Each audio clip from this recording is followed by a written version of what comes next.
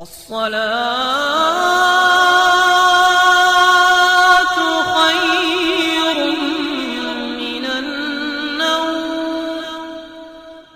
یزید حج بیت اللہ کے بعد مدینہ المنورہ آیا اور شراب کی ایک مجلس بپا کی۔ حضرت امام حسین رضی اللہ تعالی عنہ جب وہاں پہنچے تو شراب کی پھیلی ہوئی بدبو کو محسوس کرتے ہوئے فرمایا یہ بو کیسی ہے؟ تو نشے میں دھت یزید بولا یہ شام میں بنتی ہے، اور ایک جام منگوایا اور اس کو پیتے ہوئے دوسرا جام حضرت امام حسین رضی اللہ تعالی عنہ کی طرف بڑھاتے ہوئے کہا ابا عبداللہ لیجئے۔ تو حضرت امام حسین رضی اللہ تعالی عنہ نے فرمایا میں اس کی طرف دیکھتا بھی نہیں ہوں، اور پھر وہ عشقی اشعار پڑھنے لگا۔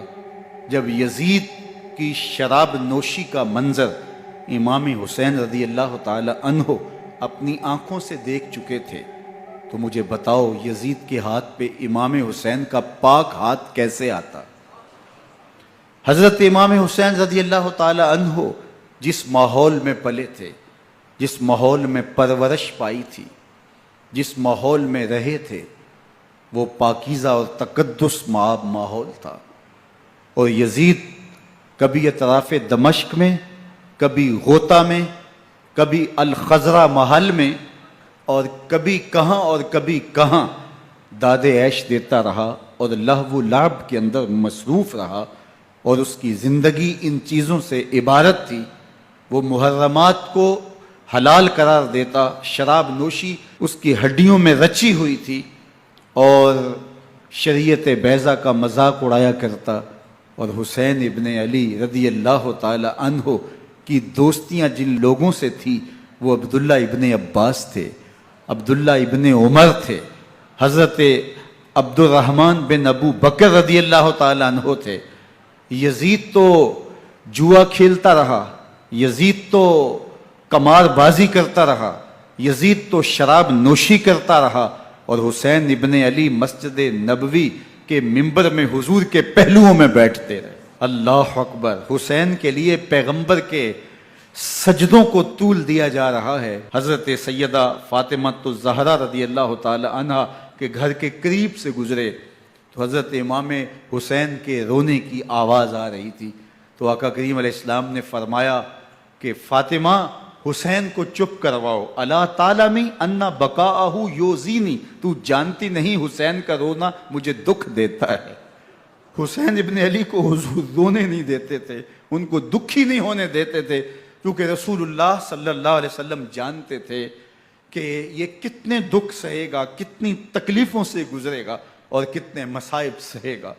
زمانے نے وہ گھڑیاں بھی دیکھیں کہ حضرت حذیفہ بن یمان رضی اللہ تعالیٰ عنہ فرماتے ہیں کہ میں حضور کی خدمت میں نماز مغرب کی ادائیگی کے لیے حاضر ہوا، اور میں نے یہ اجازت خاص طور پہ اپنی ماں سے اس شرط پہ لی تھی کہ امی آپ مجھے اجازت دیں، میں حضور کی خدمت میں حاضر ہوتا ہوں، مغرب کی نماز بھی ادا کروں گا، اور پھر حضور سے عرض کروں گا حضور میرے لیے اور میری ماں کے لیے بخشش کی دعا کر دیجئے۔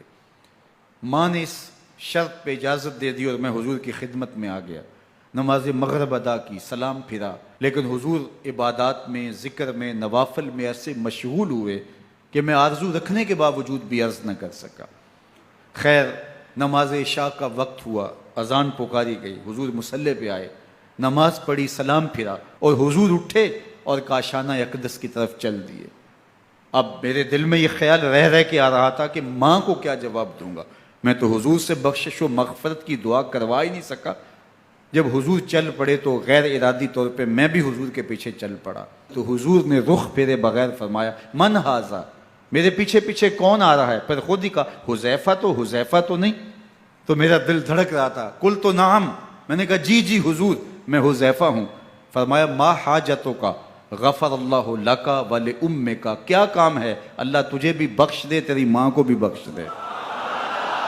اب جو کام تھا وہ جنبش لب سے پہلے ہی ہو گیا، یہاں تو لفظوں کا سہارا بھی نہیں لینا پڑتا، وہ بند لبوں کی بولیاں بھی سنتے ہیں۔ اقبال بولا ہے فروغت صبح آثار و دہور، چشم تو بینندائے ما فی الصدور، تیری نظر تو سینوں کے چھپے راز بھی دیکھتی ہے۔ تو کہا ما حاجتوں کا غفر اللہ لک ولی امک، اللہ تجھے بخش دے، تیری ماں کی بھی مغفرت کر دے، کیا کام ہے؟ اب جو کام تھا وہ تو ہو گیا۔